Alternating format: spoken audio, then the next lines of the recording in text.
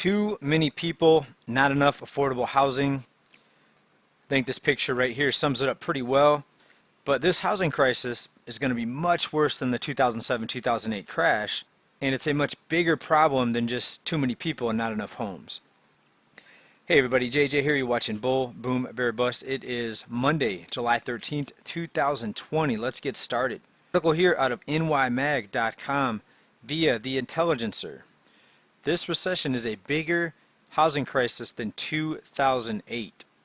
Excerpt, the wealthiest country in human history has trouble keeping its people housed, even in good times. In 2017, way before the shutdown, the virus recession, the U.S. boasted one of the strongest economies in the world, but yet nearly half of its tenants were rent burdened. A majority of households in the bottom quintile of the nation's income distribution give more than 40% of their disposable income to landlords each month. Only 3 other developed countries in the world force their poor to shoulder heavier housing costs. Right, think about that. Half of this country's renters are rent burdened, giving more than 40% of their disposable income each month to landlords. What we have here, Bulls and Bears, we have an ownership problem in the U.S. And many people will say, well, just go out and buy a house, then you don't have to pay rent. Well, if you look at the disparity between incomes and home prices, that's even a worse decision in most cases. In some areas it is better. It is smarter to buy a home versus rent. And when home prices are going up and up and up, even if your income is not enough to make up the difference, well, you can turn around and sell and still make a nice profit.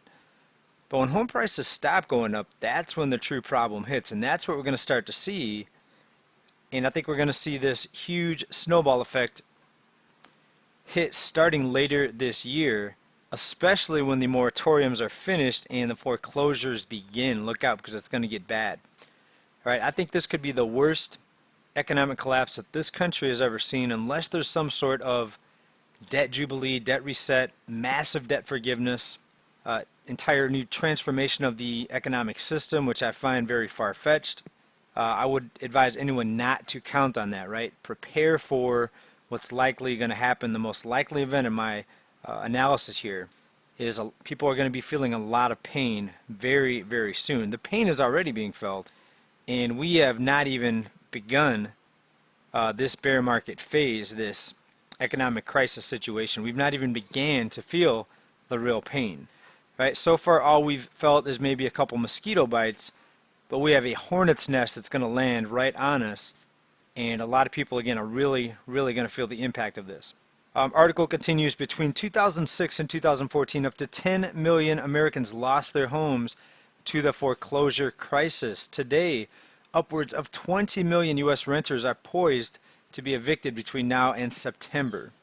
And that's according to Emily Benfer, the chair of American Bar Association Task Force Committee on Eviction. Article continues, at present time, the impending flood of evictions is partially dammed by a federal moratorium that covers 1/4 of all renters. The $600 federal unemployment insurance bonus and the recent dispersion of $1,200 relief checks. But even with these protections, a great many renters are being washed out of their homes, while millions more accrue enormous debts. And here's a big shocker right here.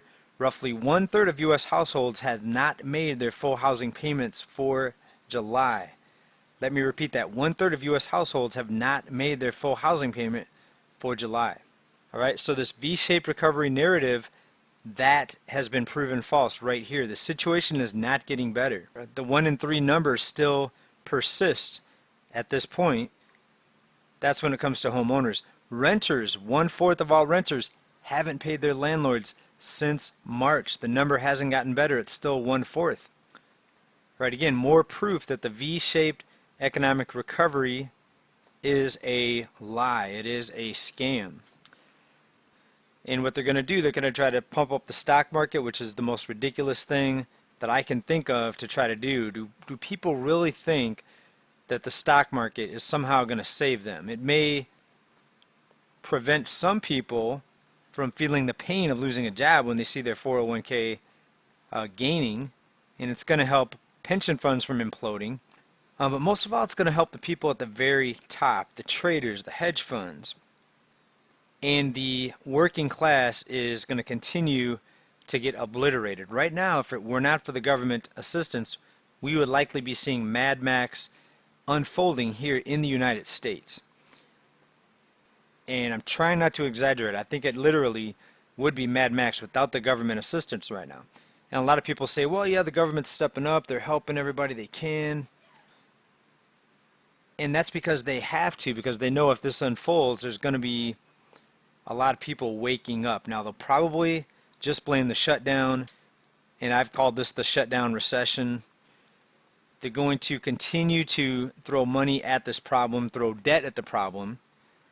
And remember, that's not a solution. That is a last-ditch effort. It's a Hail Mary pass when you're on your own 1-yard line. And we've kicked the can down the road so far now. We've reached a brick wall, and we're in unprecedented territory. No one knows exactly how this is going to end, because you have to know exactly when the stimulus, when the assistance is going to be pulled away. They could pull it away anytime. It could happen tomorrow.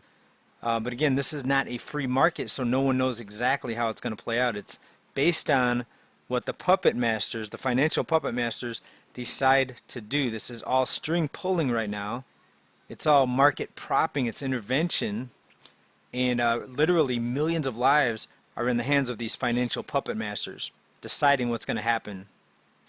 Right? This is not a good position to be in. So now the government's forced, and people are forced to beg the government for more assistance, more checks, right? More stimulus, more market propping, foreclosure moratoriums, eviction moratoriums.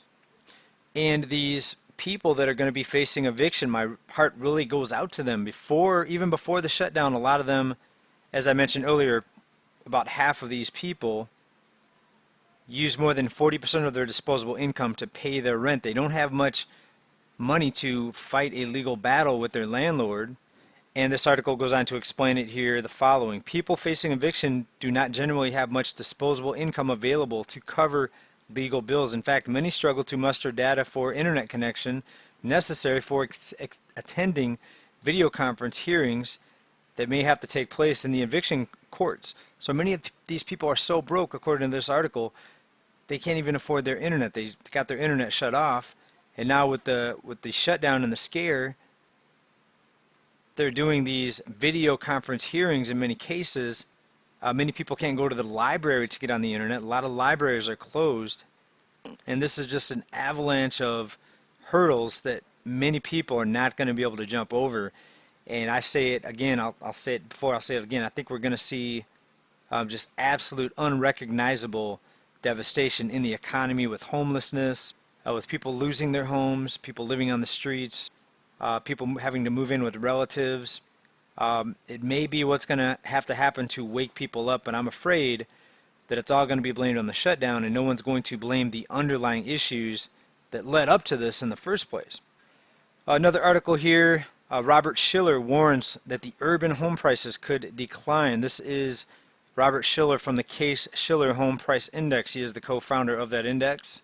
He was very accurate in predicting the previous housing downturn, and he's saying what we've said here for a long time on this channel, that the cities, the big cities where most of the jobs are, the large metropolitan areas where the home prices went up the fastest and the furthest, are going to see the biggest declines. And now add to this many people working remote because of the shutdown, because of the scare, and the magnitude of the job losses that we see more concentrated in the cities, because that's where most of the jobs are.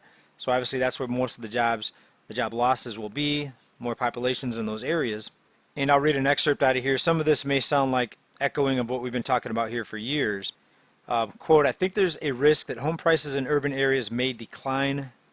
Shiller continues, people forget that a lot of the value of homes outside the central city is the structure, and you can build more of them.